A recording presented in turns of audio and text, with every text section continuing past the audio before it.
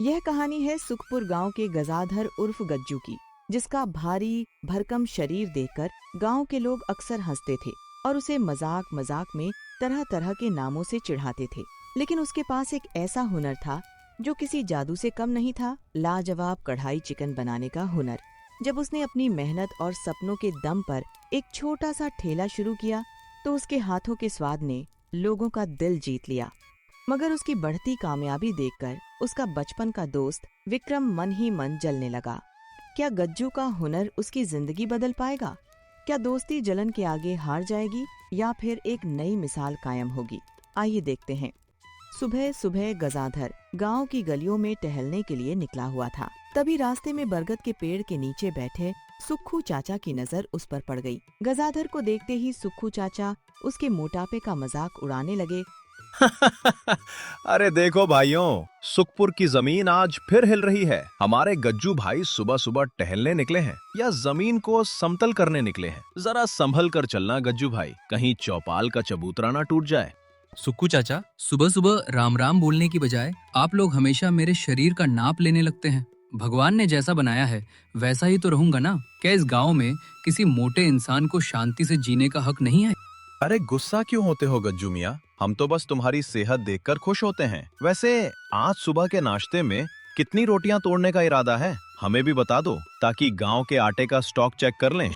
आपकी इन बातों का मेरे पास कोई जवाब नहीं है चाचा। लोग सिर्फ बाहर का हुलिया देखते हैं, कोई ये नहीं देखता कि इस भारी शरीर के अंदर भी एक इंसान का दिल धड़कता है जिसे चोट लगती है। सुक्खू चाचा की बातें सुनकर गजाधर उदास हो गया और चुपचाप वहां से चला गया। अगले ही पल गजाधर उदास होकर अपने घर पहुंच गया था और चारपाई पर बैठा ही हुआ था कि तभी उसकी पत्नी कमला वहां आ जाती है। कमला, आज फिर चौपाल पर सबने मेरा मजाक उड़ाया। मुझे समझ नहीं आता कि लोग मेरी मेहनत और मेरी अच्छाई को छोड़कर सिर्फ मेरे वजन को ही अपनी हंसी का जरिया क्यों बना लेते हैं? क्या मेरी किस्मत में सिर्फ मोटू कहलाना ही लिखा है?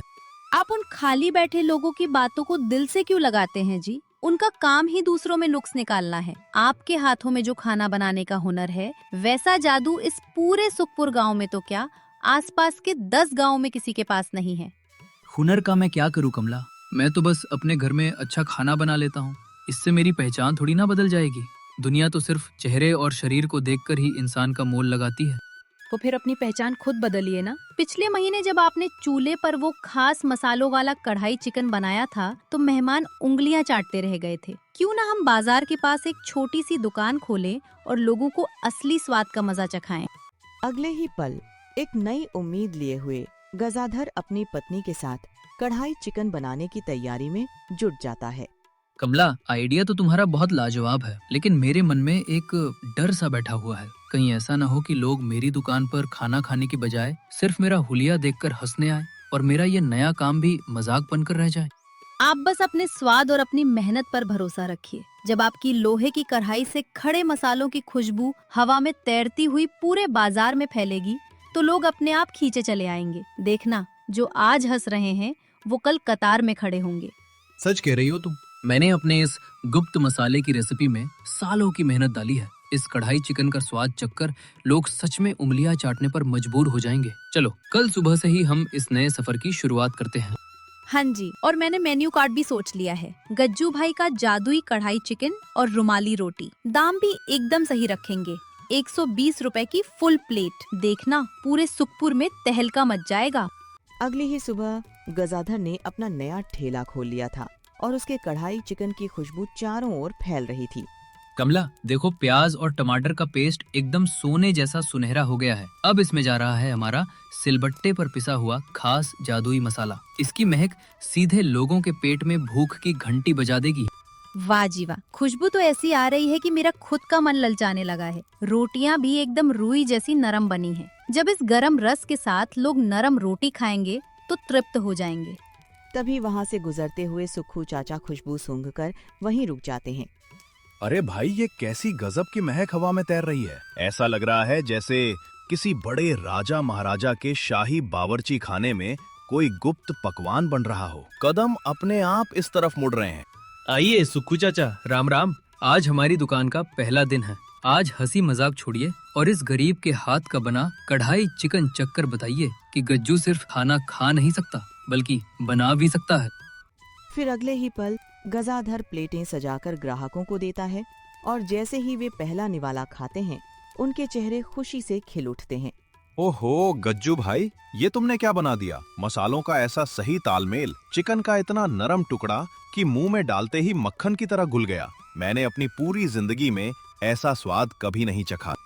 अरे सुक्कू भैया, बातें कम करो और खाने पर ध्यान दो, वरना मैं ये प्लेट भी साफ कर दूंगा। गज्जू भाई, आपके हाथों में तो साक्षात माँ अन्नपूर्णा का वास है। इस स्वाद के आगे तो शहर के बड़े बड़े होटल भी फेल हैं। आप दोनों को खाना पसंद आया?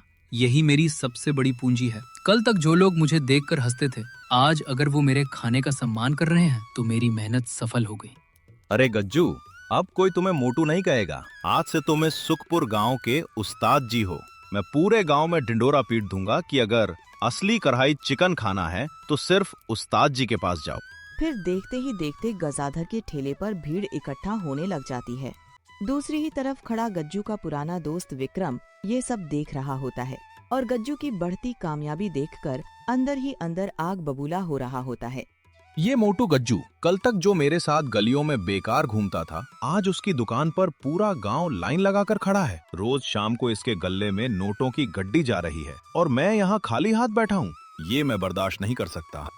अरे विक्की भाई, जलने से क्या होगा, कुछ दिमाग चलाओ। इस गज्जू के चिकन में ऐसा क्या है जो तुम नहीं बना सकते? तुम भी इसके ठीक सामने अपनी दुकान खोल लो, तुम्हारा रुतबा भी बड़ा है।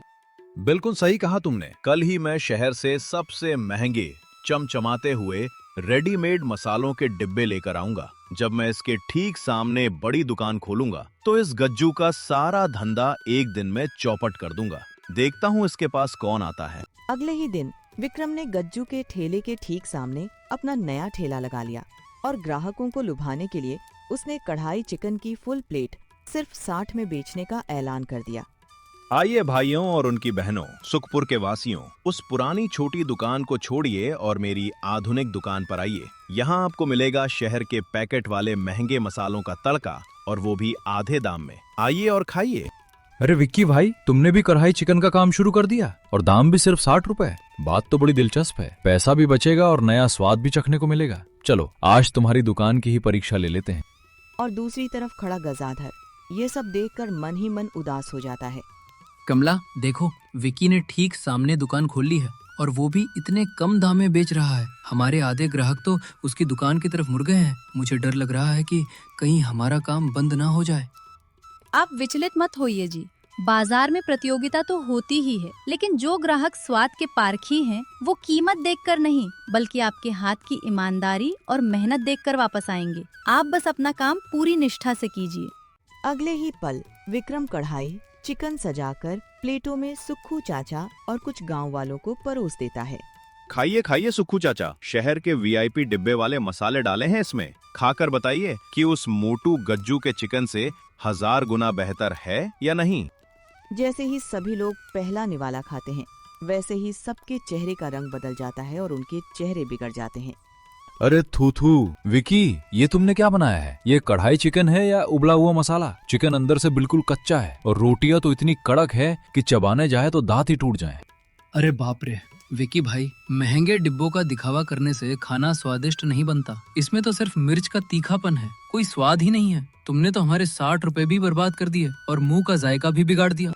अरे चाचा, ऐसा कैसे हो सकता है? शायद चूल्हे की आंच थोड़ी तेज हो गई होगी, या मसाले शहर के थे तो आपको समझ नहीं आए। एक बार और कोशिश करके देखिए ना। फिर सभी ग्राहक चुपचाप विक्की का ठेला छोड़कर गजाधर के ठेले की तरफ निकल पड़ते हैं। फिर सभी ग्राहक विक्की का ठेला छोड़कर गज्जू के ठेले पर वापस आ जाते हैं। अरे उस्ताद जी, जल्दी से 2 प्लेट गर्मा गर्म जादुई कढ़ाई चिकन और नरम रुमाली रोटी लगाओ। उस विकी के चक्कर में हमारा तो पूरा पेट और मूड दोनों खराब हो गया। असली स्वाद तो सिर्फ तुम्हारी कढ़ाई में ही है। अरे चाचा गुस्सा मत होइए, विक्की भाई ने अभी अभी नई दुकान खोली है, धीरे धीरे वो भी सीख जाएंगे। आप परेशान मत होइए, मैं अभी आपके लिए एकदम ताज़ा और खुशबूदार चिकन परोसता हूँ। फिर गज्जू सभी ग्राहकों को कढ़ाई चिकन परोस देता है और पहला निवाला लेते ही सबके चेहरे खिल उठते हैं। वाह, ये होती है रोटी। हाथ में लेते ही रुई की तरह महसूस होती है, और इस रस का तो क्या कहना। गज्जू भाई, सस्ते के लालच में हम भटक गए थे, लेकिन अब समझ आ गया कि कला का कोई शॉर्टकट नहीं होता।